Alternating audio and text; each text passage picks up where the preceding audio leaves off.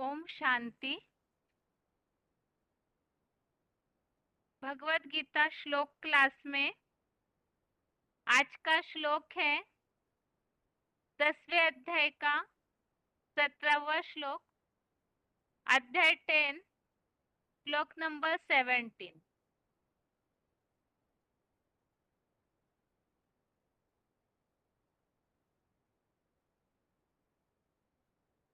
श्लोक है,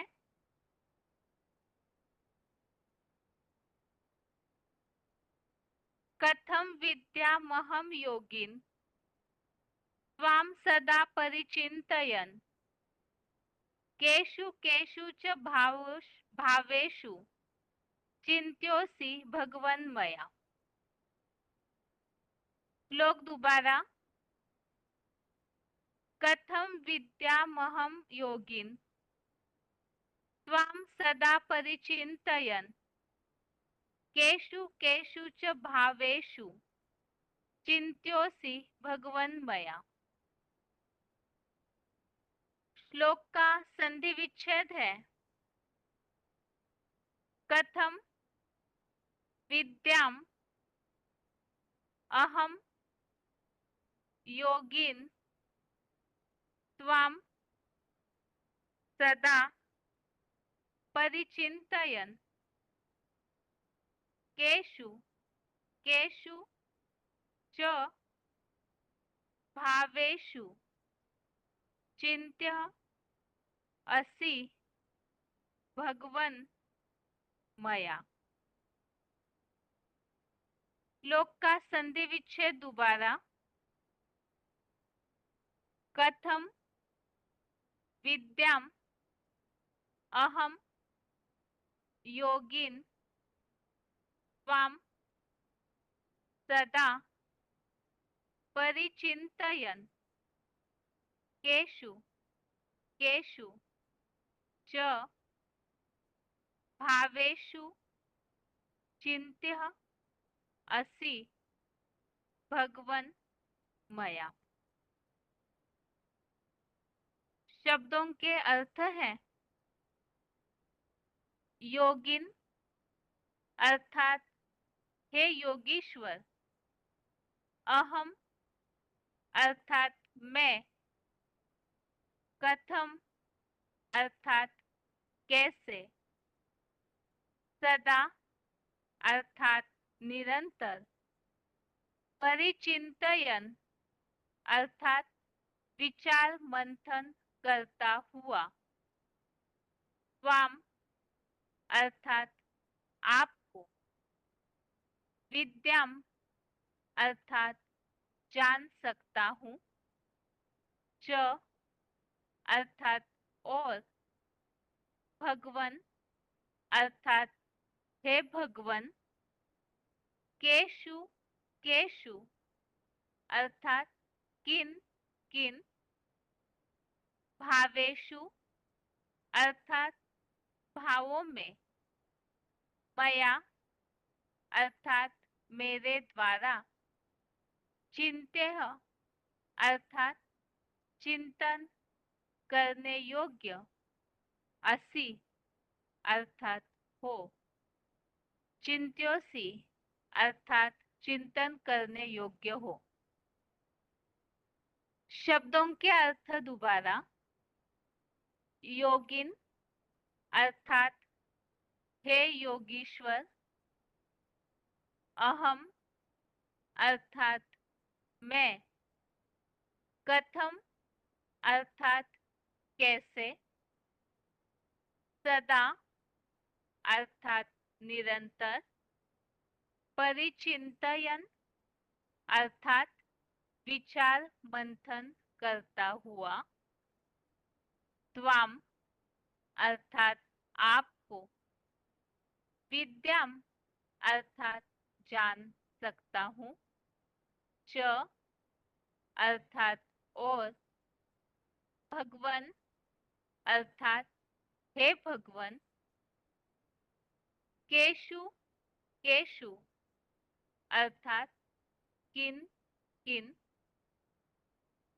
भावेशु अर्थात भावों में मया अर्थात मेरे द्वारा चिंत्य अर्थात चिंतन करने योग्य असि अर्थात हो चिंत्योसी अर्थात चिंतन करने योग्य हो। श्लोक का अर्थ है, हे योगीश्वर, मैं कैसे निरंतर विचार मंथन करता हुआ आपको जान सकता हूँ, और हे भगवान, किन किन भावों में मेरे द्वारा चिंतन करने योग्य हो। इसके पिछले श्लोकों में ही अर्जुन जो भगवान की स्तुति या महिमा कर रहे हैं, इसके काफी सारे श्लोक हमने समझे हैं। भगवान श्रेष्ठतम धाम परम ब्रह्म है, दिव्य पुरुष है, और उन्हें कोई भी नहीं जानते हैं, और इसीलिए भगवान स्वयं अपना आकर के परिचय देते हैं। तो किस तरह से विभूतियों के द्वारा स्वर्ग नरक आदि लोकों को फैलाकर परम पिता अव्यक्त धाम में, शांति धाम में अव्यक्त होकर बैठ जाते हैं। तो इस तरह से पिछले श्लोक तक हमने इन बातों को समझा कि अर्जुन में किस प्रकार भगवान के कार्य की स्तुति की हुई है। और आज के श्लोक में अर्जुन इस बात को बोल रहे हैं कि मैं आपको भगवान के बारे में निरंतर विचार मंथन करके आपको कैसे जान सकता हूँ, और किन किन भावों के द्वारा आप चिंतन करने के योग्य हो। तो भगवान वो तो परम धाम में, शांति धाम में इस सृष्टि का कार्य करके जाके बैठ जाते हैं। तो परम पिता के परिचय के बारे में वो तो भगवान स्वयं ही अपना परिचय देते हैं। इसलिए अर्जुन इस बात को पूछ रहे हैं कि किस तरह से मैं आपके लिए मंथन कर सकता हूँ, आपको जानने के लिए, और आपका चिंतन कर सकता हूँ। इसी के बारे में क्लैरिफिकेशन वाले अर्थ में और कुछ बातें हैं। तो क्लैरिफिकेशन सहित अर्थ है, हे योगीश्वर, आपके सहयोग बिना मैं कैसे निरंतर विचार मंथन करता हुआ आप अचिंत्य अदृश्य रूप को पूरी रीति जान सकता हूँ, और हे भगवान, किन किन श्रेष्ठ भावों में मेरे जैसे डल पत्थर बुद्धि द्वारा आप निरंतर चिंतन करने योग्य हो। तो अर्जुन ने भगवान से ये बात पूछी है। भगवान के बारे में सोचने के लिए भी, निरंतर विचार मंथन करने के लिए भी अर्जुन को भगवान का सहयोग चाहिए, क्योंकि भगवान स्वयं अपना परिचय देते हैं। तो भगवान के बारे में पूरी तरह से जानने के लिए इस श्लोक में जो उल्लेख आया कि भगवान अचिंत्य और अव्यक्त है, अदृश्य रूप अर्थात जो आंखों से दिखाई नहीं देता, और अचिंत्य है अर्थात चिंतन न करने योग्य। तो ऐसे जो अव्यक्त और अचिंत्य है भगवान, तो उनके बारे में पूरी रीति जानने के लिए विचार मंथन करके ही भगवान को जान सकते हैं, और वो भी भगवान के सहयोग के द्वारा ही। तो भगवान किनको इस तरह से जानने के लिए सहयोग देते हैं विचार मंथन करने में, उसे हम मुरलियों में आए हुए उल्लेख के द्वारा समझेंगे ही। दूसरी बात इस श्लोक में बताई है, अब भगवान को पूरी तरह से जान लिया विचार मंथन करके, तो उसके बाद उनको याद करना, उनके बारे में निरंतर चिंतन करना, इसके लिए भी अर्जुन ने ये बात पूछी है, किन किन श्रेष्ठ भावों में मेरे जैसे डल पत्थर बुद्धि द्वारा आप निरंतर चिंतन करने योग्य हो। तो किन किन भावों के द्वारा भगवान का चिंतन किया जा सकता है, अर्थात निरंतर याद की स्थिति, चिंतन करना, भगवान को निरंतर याद करना, तो किन किन भावों के द्वारा किया जाना चाहिए। ये दो प्रश्न है इस श्लोक में ही। एक तो भगवान जो अचिंत्य और अदृश्य है, तो उन्हें मंथन के द्वारा कैसे जान सकते हैं, और दूसरा प्रश्न ये अर्जुन ने पूछा, भगवान का निरंतर चिंतन किन भावों के द्वारा किया जा सकता है। ये दोनों प्रश्नों का उत्तर मूल्यों में आए हुए उल्लेख के द्वारा हम समझेंगे। बाकी श्लोक में जो यहाँ क्लैरिफिकेशन वाले अर्थ में उल्लेख आया है, भगवान को जानना, ये मुख्य बात है।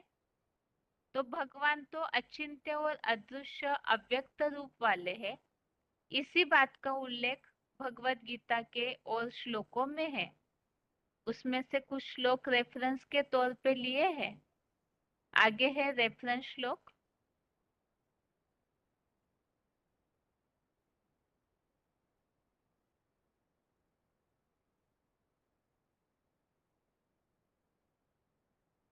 पहला तो 12वें अध्याय का तीसरा, अध्याय 12 का श्लोक नंबर 3।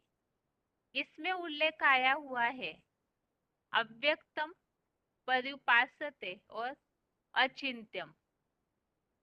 जो इस श्लोक में उल्लेख है कि आपको मैं निरंतर विचार मंथन करके कैसे जान सकता हूँ, क्योंकि अचिंत्य और अदृश्य रूप है।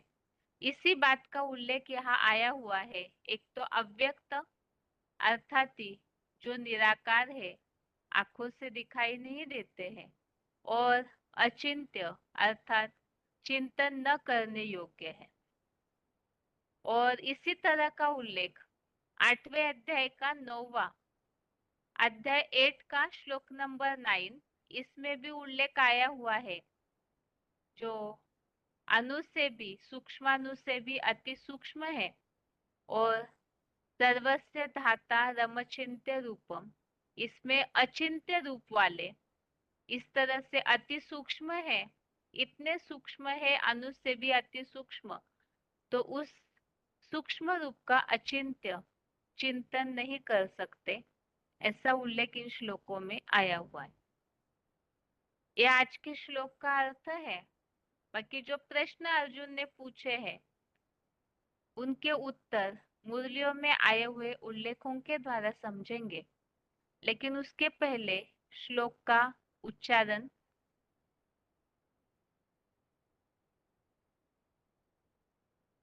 कथं विद्यामहं योगिन् त्वां सदा परिचिन्तयन् केषु केषु च भावेषु चिन्त्योऽसि भगवन्मया।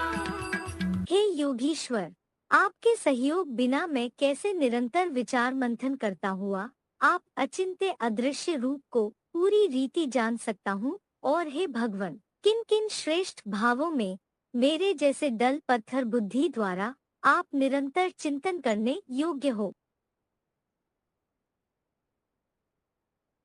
कथं विद्यामहं योगिन् त्वां सदा परिचिन्तयन् केषु केषु च भावेषु चिन्त्योऽसि भगवन्मया।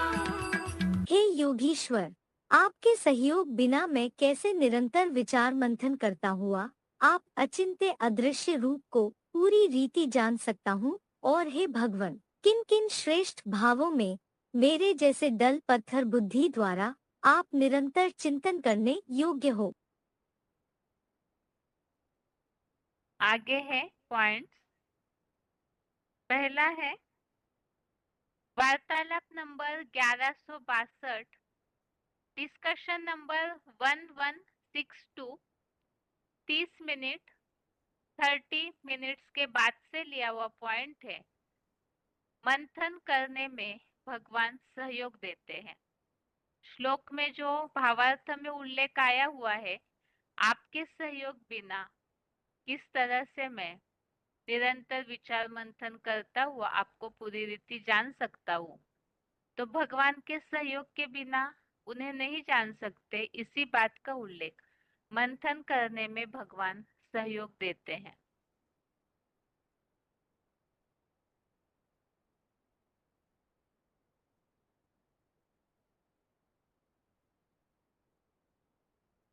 के सूर्यवंशी हैं, वो खुद मनन चिंतन मंथन करके कमाने खाने वाले हैं। प्रश्नोत्तर के पचड़े में नहीं पड़ते हैं। जितनी सेवा करेंगे, सेवा के फील्ड में रहेंगे, उतना बाप उन बच्चों में प्रवेश करके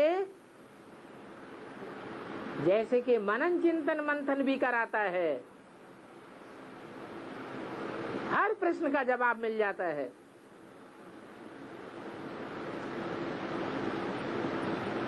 पूछने करने की दरकार भी नहीं रहती है।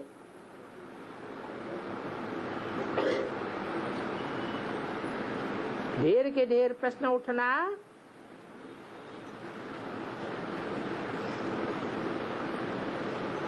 ये अंदर का कचरा है।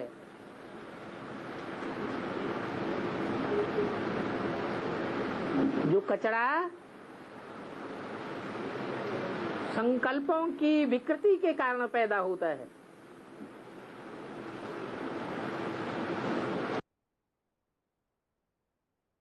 अगला पॉइंट है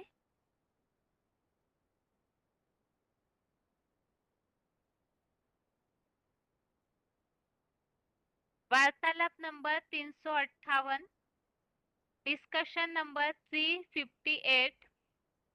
1 मिनट के बाद से 1 मिनट के बाद से लिया हुआ पॉइंट है। मंथन करने से भगवान के रूप को पूरी रीति जान सकते हैं।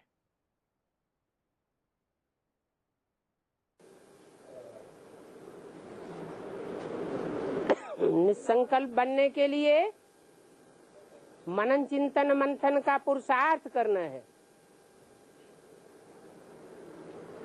मंथन करेंगे तो बाप का यथार्थ रूप बुद्धि में स्थायी रूप से बैठेगा, नहीं तो निश्चय अनिश्चय का चक्कर चलता रहेगा।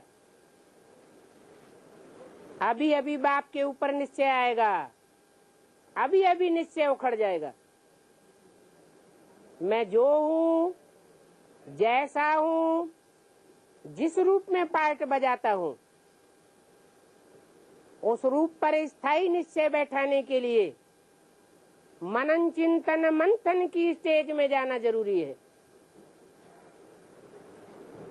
तब निसंकल्पी स्टेज आवेगी।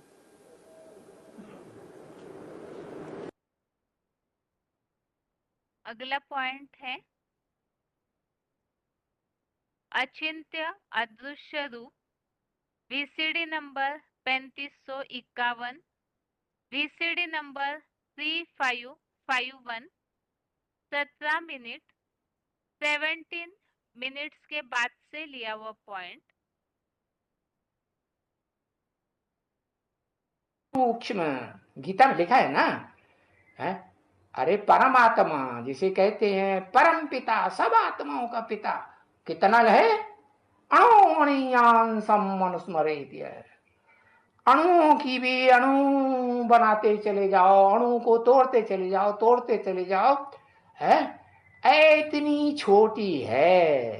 अरे भाई, वो जड़ अणु होते हैं, उनको तो यंत्रों से तोड़ तोड़ के फिर भी देख लेते हैं, लेकिन आत्मा तो इतनी सूक्ष्म है कि इन जड़ यंत्रों से देख ही नहीं जा सकती।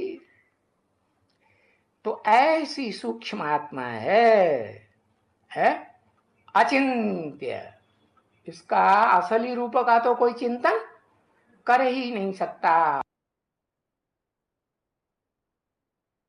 अगला पॉइंट है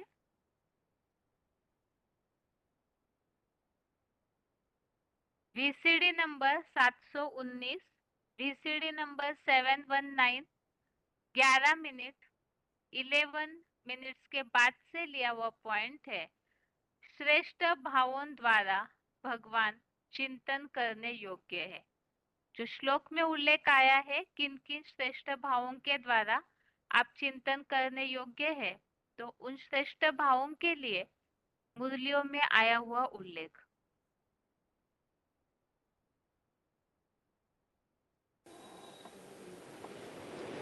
बाप को याद करना है।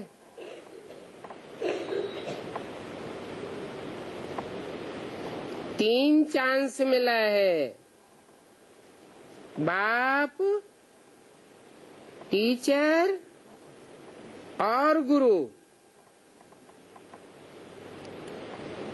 तीनों में से एक भी याद करे तो भी अहो सौभाग्य।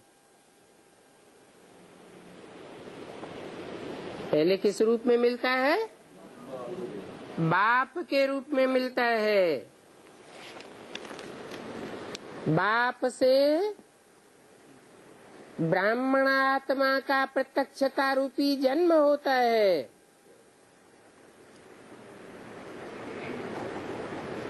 फिर बाप ही टीचर बन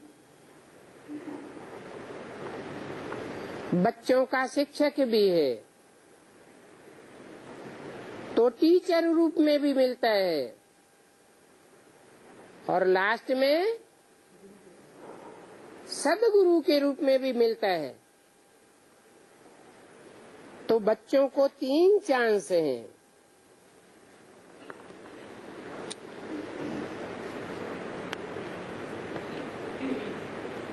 तीनों रूपों में से एक को भी याद कर ले तो हो सौभाग्य। माया ऐसी है जो तीनों में से एक भी याद नहीं पड़ता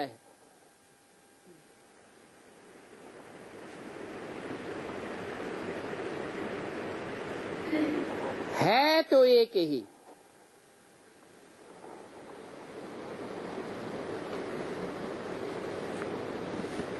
एक माना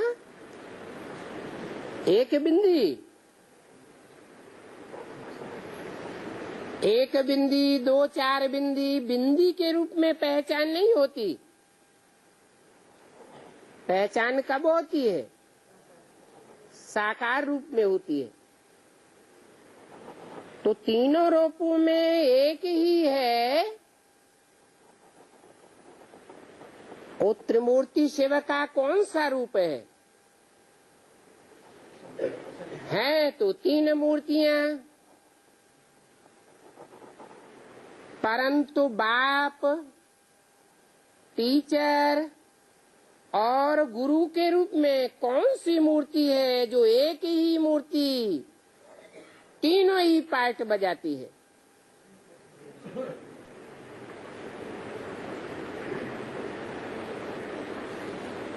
तो एक ही,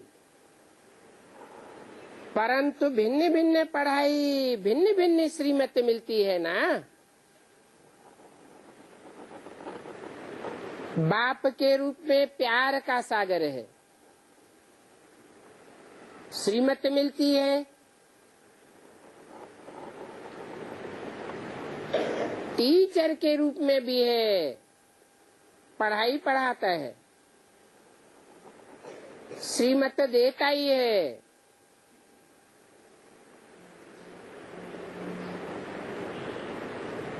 और गुरु के रूप में सदगति मिलती है।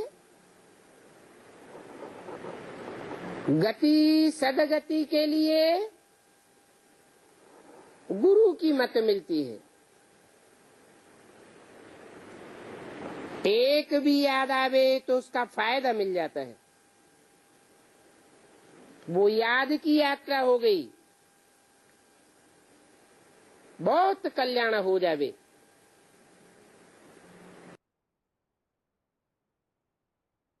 इस तरह से ये आज के श्लोक संबंधित पॉइंट्स थे, जिसमें इस बात को बताया है कि भगवान किस तरह से भगवान अचिंत्य होते हुए उनका चिंतन कर सकते हैं।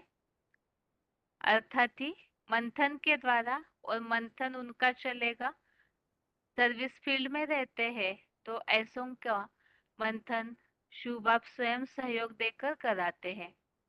और याद के लिए बताया, ये तीनों रूपों में जो याद है ऐसे याद करते हैं तो अहो सौभाग्य, बाप, टीचर और सदगुरु के रूप। ये तो आज के श्लोक संबंधित पॉइंट्स थे। अभी आगे है रिवीजन।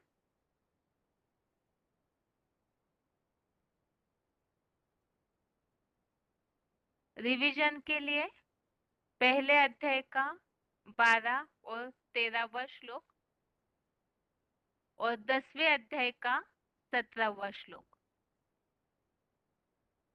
फर्स्ट अध्याय का श्लोक नंबर 12, श्लोक नंबर 13 और अध्याय 10 का श्लोक नंबर 17। यहाँ पर श्लोकों का टॉपिक चेंज हुआ है।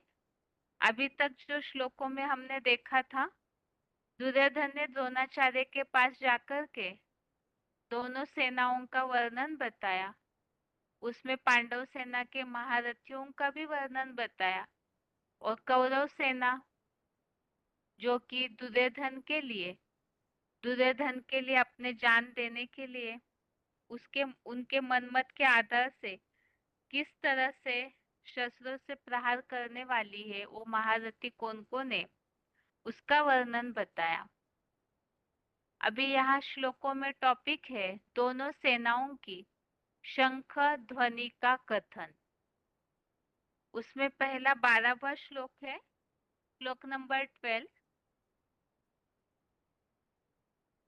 तस्य संजय नयन हर्षम पुरुरुद्ध पितामह सिंहनादम विनोद्योच्चे शंखम दद्मो प्रतापवान। श्लोक दोबारा। तस्य संजय नयन हर्षम पुरुरुद्ध पितामह सिंहनादम विनोद्योच्चे शंखम दद्मो प्रतापवान। अर्थात उस दुर्योधन को हर्ष उत्पन्न कराते हुए कौरवों में वयोवृद्ध कायरों के ब्रह्मचर्य में सम्माननीय व प्रतापी माने जाने वाले पितामह भीष्म ने लाउड स्पीकरों की आवाज द्वारा ज्ञान सूर्य के अखंड ज्ञान प्रकाश को ढकने वाले बादलों जैसा जोर से गरज कर हिंसक खूंखार जानवरों की दुनिया में बबर शेर जैसी गुंजायमान दहाड़ मारते हुए सारी दुनिया के झूठे जगत गुरु के अपने नशे में आदि शंकराचार्यकृत भगवान सर्वव्यापी की 1200-1400 वर्षीय दीर्घकालीन अज्ञानता का मुख रूपी शंख बजाया।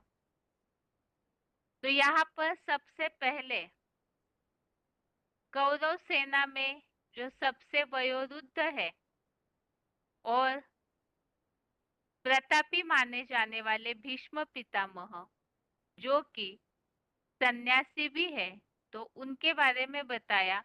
कायरों के ब्रह्मचर्य में सम्माननीय और प्रतापी माने जाने वाले पितामह भीष्म ने जोर से गरज कर शेर जैसी गुंजायमान दहाड़ मारते हुए शंख बजाया। अब शंख बजाया अर्थात कौन सा, तो उसके बारे में बताया। भगवान सर्वव्यापी की अज्ञानता का मुख रूपी शंख बजाया। तो यह शंख अर्थात ही मुख से जो बातें बोली जाती है, तो मुख ही शंख है। और यहाँ ऐसी अज्ञानता की आवाज वाला जो कि भगवान सर्वव्यापी की अज्ञानता की आवाज का भीष्म पितामह ने, जो कि सन्यासी है, तो सन्यासी अपन को ही शिवोम बनकर के बैठ जाते हैं, तो वैसी अज्ञानता का मुख रूपी शंख बजाया। इससे संबंधित यहाँ पॉइंट्स दिए हुए हैं किस तरह से सन्यासी, जो इसके पहले ही हमने उल्लेख श्लोकों में समझा है, भीष्म पितामह, पितामह अर्थात बाबा, और कलयुगांत में सन्यासियों को भी बाबा कहते हैं। तो यहाँ जो एडवांस नॉलेज के हिसाब से स्पष्टीकरण दिया जाता है उसमें 3 दुनिया है। तो जो सबसे बड़ी दुनिया है ब्रॉड ड्रामा की, बेहद 500-700 करोड़ की दुनिया, तो उस दुनिया में जो ऐसे सन्यासी है जो कि इस सर्वव्यापी की अज्ञानता का शंख बजाते हैं, इसी के बारे में यहाँ नीचे पॉइंट्स है। मुरली तारीख 7 जनवरी 1971, मुरली डेट 7 जनवरी 1971। सभी से बड़े ते बड़े असुर है सन्यासी जो कहते हैं ईश्वर सर्वव्यापी है, जबकि भगवान तो एक होता है। अब भगवान तो एक व्यापी बन के आते हैं, गॉड इज वन कहा जाता है, लेकिन यहाँ पर सन्यासी ईश्वर सर्वव्यापी की बात फैलाते हैं। अगला पॉइंट है मुरली तारीख 1 जनवरी 1973। पॉइंट है साधु संत आदि सभी पतित भ्रष्टाचारी है, सभी से जास्ती हमारी शिव प्लस ब्रह्मा की ग्लानि करते हैं, जो कहते हैं परमात्मा सर्वव्यापी है। तो सन्यासियों को यहाँ सबसे जास्ती पतित बताया, क्योंकि जिस तन में शिव बाबा आते हैं तो शिव प्लस ब्रह्मा की ग्लानि करते हैं, क्योंकि परमात्मा को सर्वव्यापी बता दिया।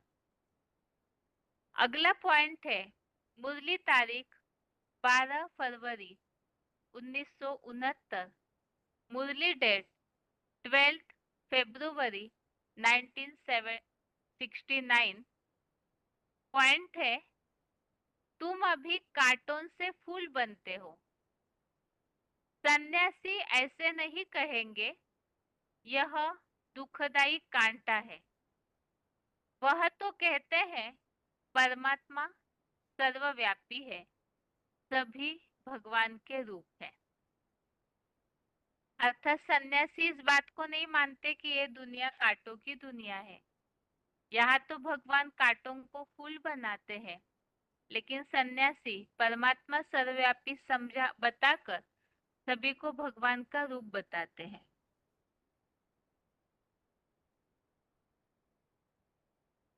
आगे है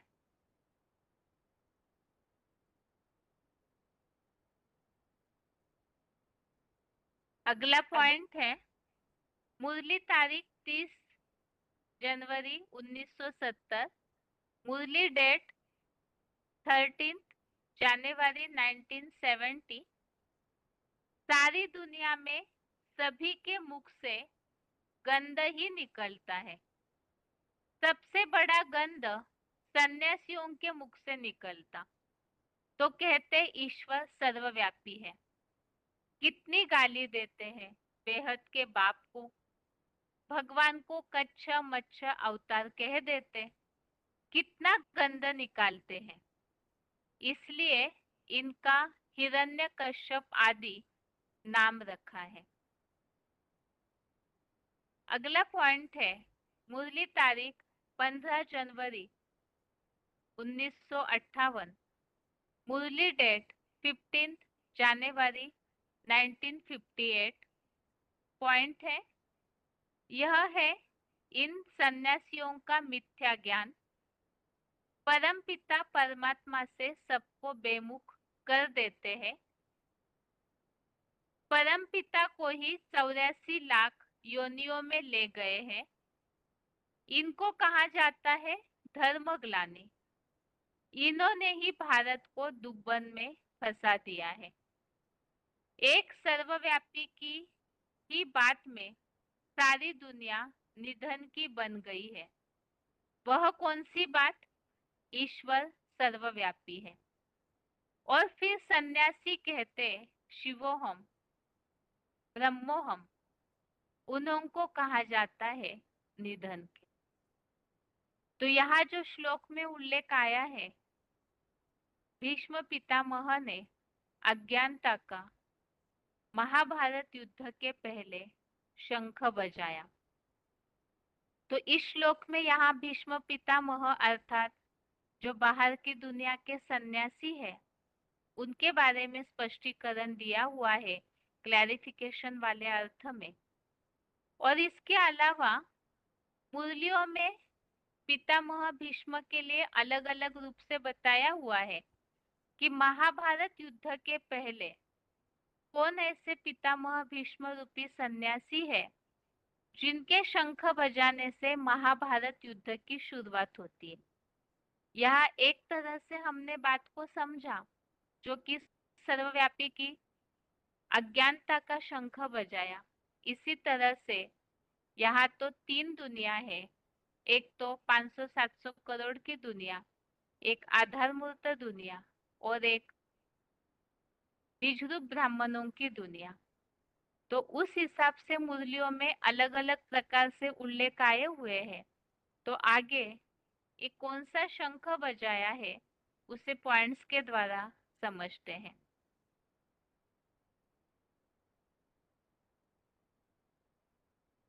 VCD number 2563, VCD number 2563, 35 minute 35 minutes के बाद से लिया हुआ पॉइंट है। भीष्म पितामह ने शंख बजाया।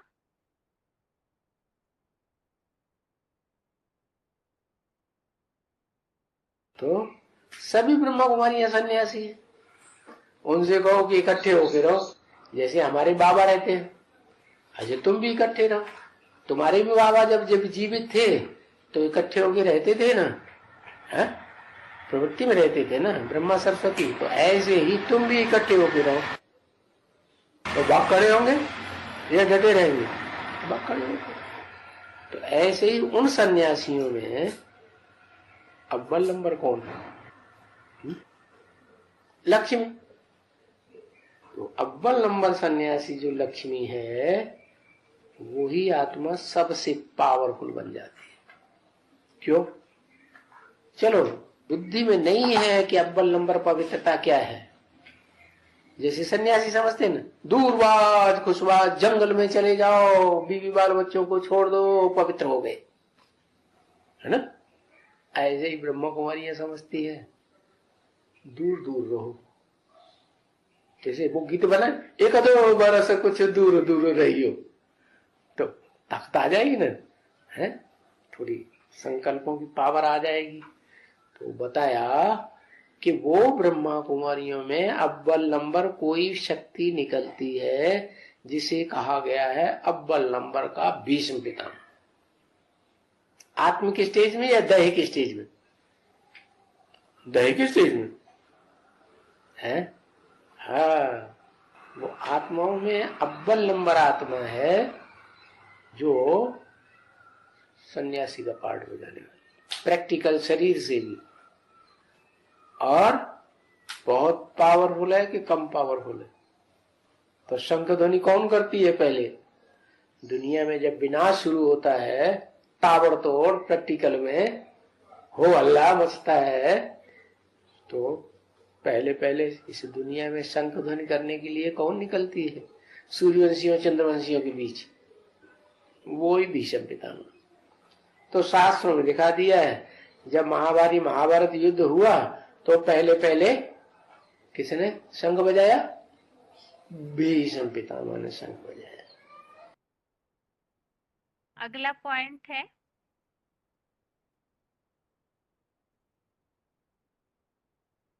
वार्तालाप number 1583, discussion number 1583, 46 minute 46 minutes के बाद से लिया हुआ पॉइंट है। इसमें भी पितामह भीष्म ने पहला शंख बजाया।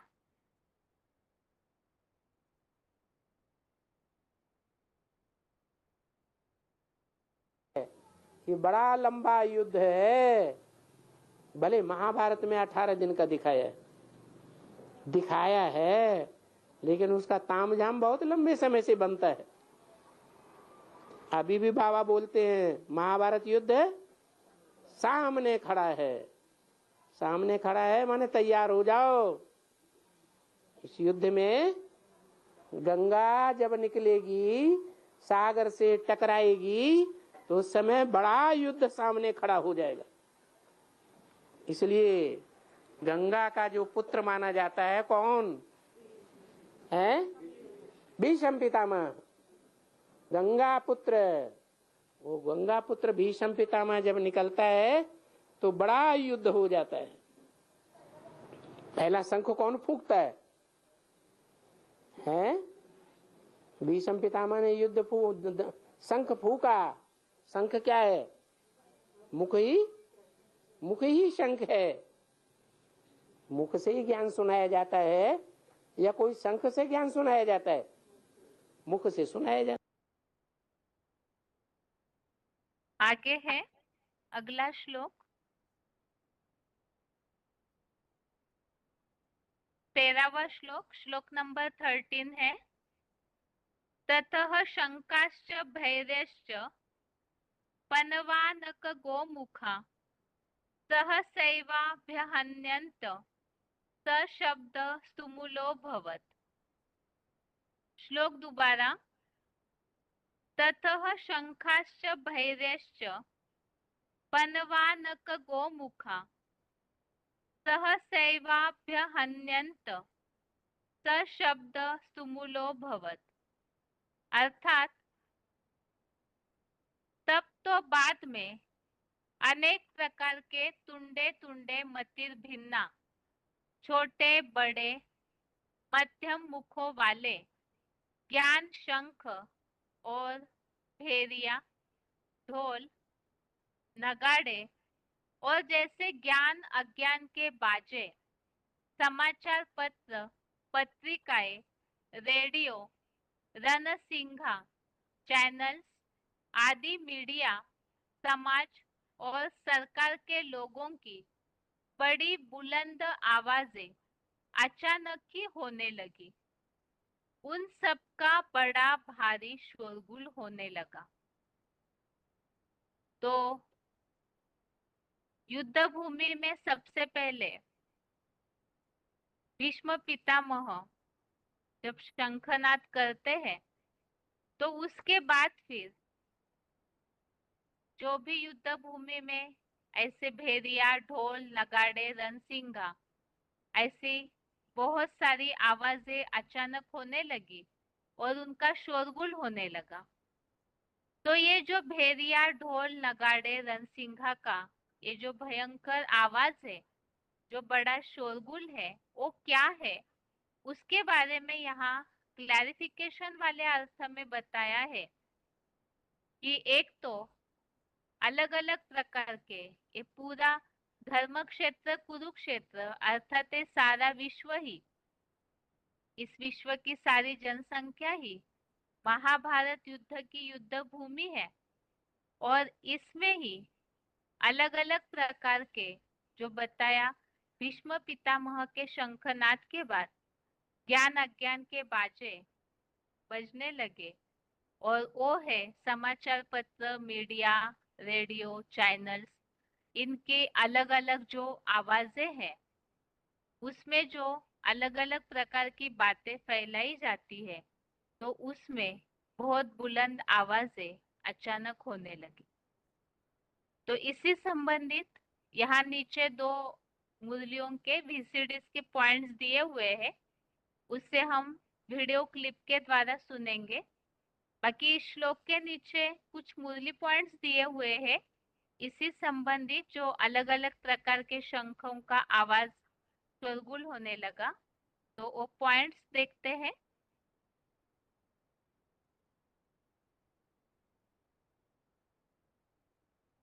तो यहाँ पर सबसे पहले पॉइंट है VCD का 2617, VCD नंबर 2617। इसी श्लोक संबंधित पॉइंट है 34 मिनट के बाद लिया हुआ 2617, VCD नंबर 34 मिनट।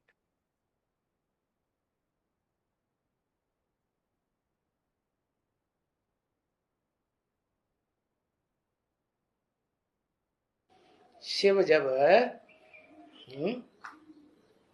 प्रत्यक्ष होता है तो बड़े ढोल मजीरा बजाए जाते हैं। क्या प्रत्यक्ष की नगाड़े बजेंगे कि नहीं बजेंगे?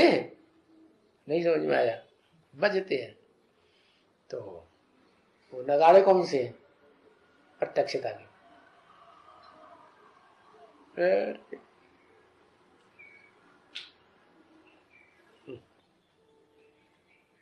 प्रत्यक्षता के नगाड़े यही मीडिया, अखबार, टेलीविजन,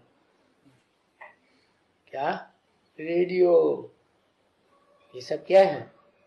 प्रत्यक्षता के नगाड़े। उनको शास्त्रों में कह दिया है, खास करके गीता में कह दिया है शंख। शंख माने मुख से बजाया जाता है ना, मुख। हाँ, वो मुख के नगाड़े हैं। भांति भांति के नगाड़े दिखाए, भांति भांति के यंत्र दिखाए हैं, बाजा आवाज करने वाले। तो खूब आवाज होती है जब बाप और बच्चा इकट्ठा पैदा होता है। आगे है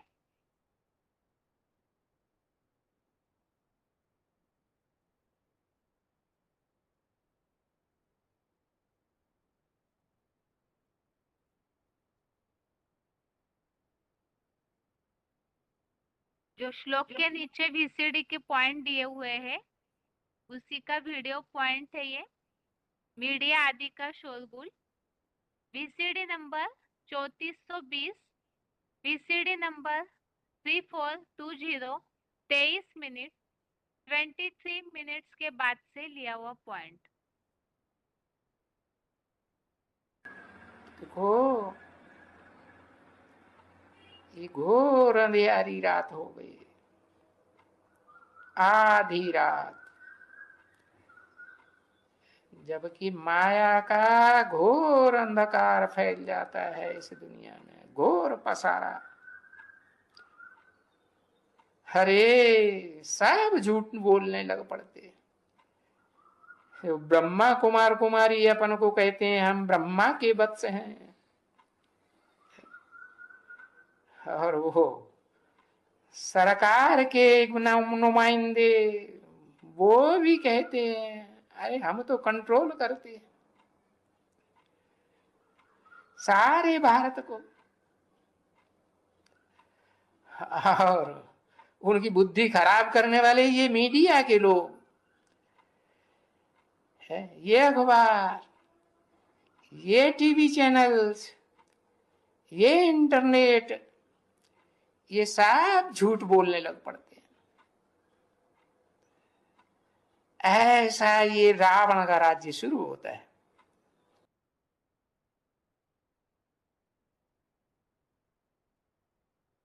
अगला पॉइंट है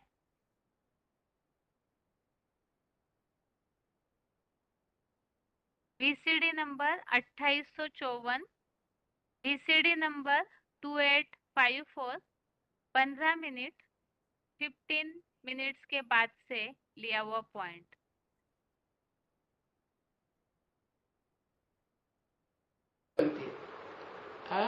बहुत ग्लानि की बात आती है और वो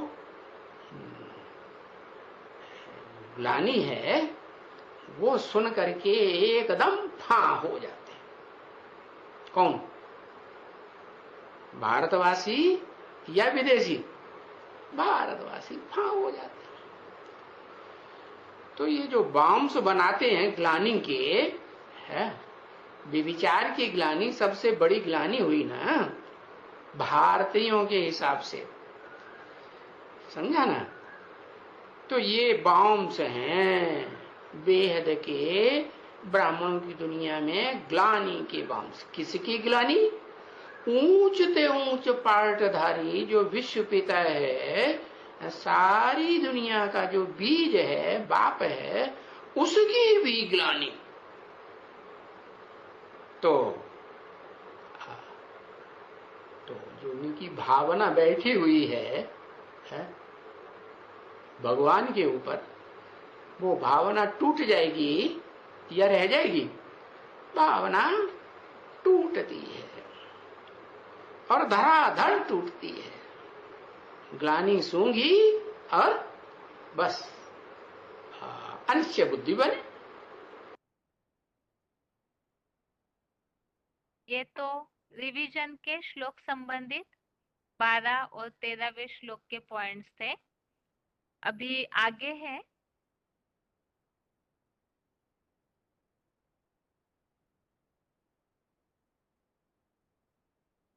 जो पहले अध्याय का पहला श्लोक है, जिसमें इस बात का वर्णन है।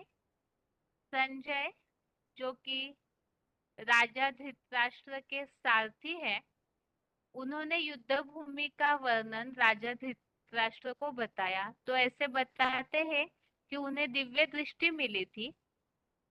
तो पहला श्लोक बहुत बड़ा होने के कारण उस समय एक क्लिप हम नहीं सुने थे। संजय कौन है उसके बारे में इस पॉइंट में स्पष्टीकरण दिया हुआ है। वार्तालाप number 891, discussion number 891, 26 minute 26 minutes के बाद से लिया हुआ पॉइंट।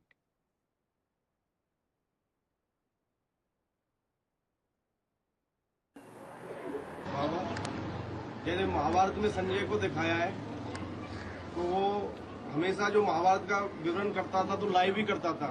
जो विवरण करता था लाइव ही करता था, जो देखता था वही बताता था। याद बताता? जो संजय था उनको दिव्य दृष्टि मिली हुई थी। हाँ, तो अंधे को जो बताते थे, जो विवरण करता था तो लाइव ही करता था, जो देखता था। लाइव ही क्या? जो डेली बताता था, जो होता था, प्रैक्टिकल जीवन में जो हो रहा था वही बताता था। वो उनको दिखाता था। हाँ, बताता था। तो आने वाला भी बता सकता था। है? उनको दिव्य दृष्टि के द्वारा वो आने वाला भविष्य भी बता सकता था। बता सकता था? हाँ। नहीं, लेकिन बताता नहीं था। नहीं। जो संजय की यादगार है वो संगम युग की यादगार है, न कि कोई और युग की यादगार है। ब्राह्मणों की संगम युग दुनिया में बेसिक ज्ञान में बाबा ने संजय किसका नाम रखा? जगदीश भाई का नाम रखा। बाहर की दुनिया में जो भी सर्विस डिसर्विस होती थी उसका समाचार पहले बाबा को कौन देता था? जगदीश संजय देता था। वो हद की दुनिया का समाचार देता था। हद का संजय हो गया, हद का जगदीश हो गया। बेहद ब्राह्मणों की एडवांस की दुनिया में कोई बेहद का जगदीश भी होगा या नहीं होगा? और वो संपूर्ण जय प्राप्त करने वाला भी है।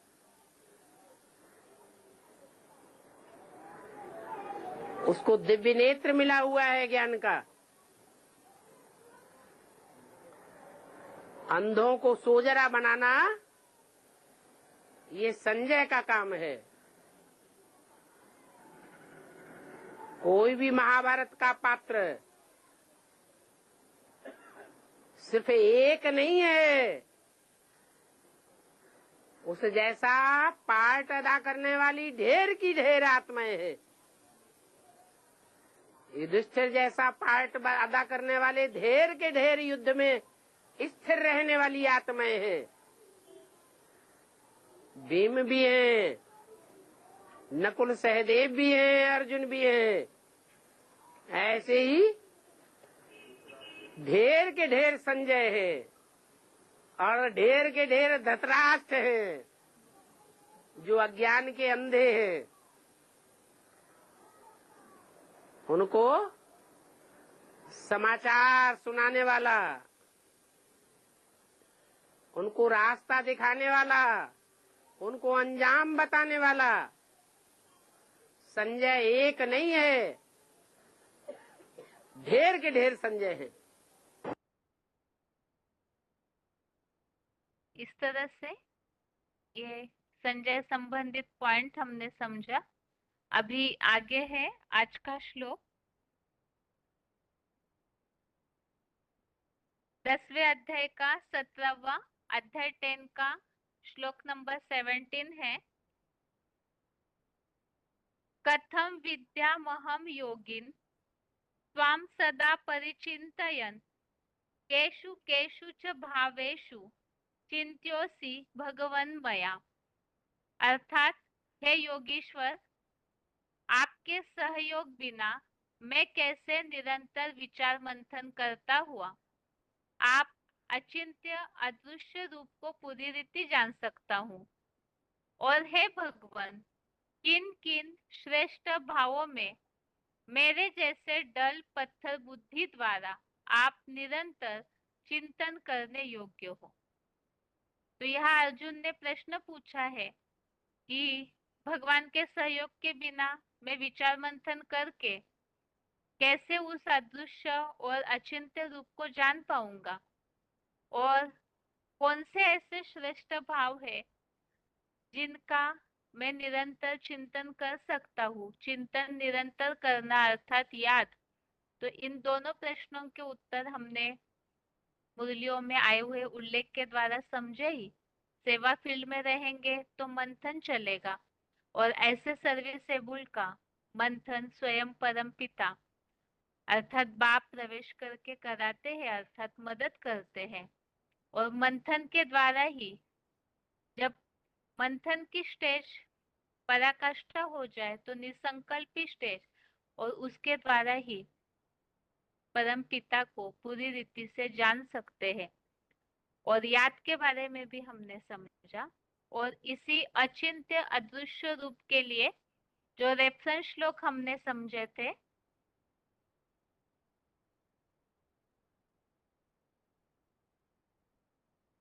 एक तो 12वें अध्याय का 3, इसमें भी अचिंत्य और अव्यक्त ऐसा उल्लेख आया हुआ है। और 8वें अध्याय का 9वां, इसमें सूक्ष्माणु से भी अति सूक्ष्म, ऐसा अति सूक्ष्म है परम पिता का रूप जिस कारण वो अचिंत्य रूप भी है। तो इस तरह से रेफरेंस श्लोक हमने समझे थे। और यहाँ आज के श्लोक के साथ ही रिवीजन के श्लोक भी पूरे हुए। श्लोक नंबर एक बार फिर से, पहले अध्याय का 12 और 13वां श्लोक, और 10वें अध्याय का 17वां श्लोक, फर्स्ट अध्याय श्लोक नंबर 12, श्लोक नंबर 13, और अध्याय 10 का श्लोक नंबर 17। और इसके साथ ही आज के लिए गीता क्लास यहाँ पूरा होता है। ओम शांति।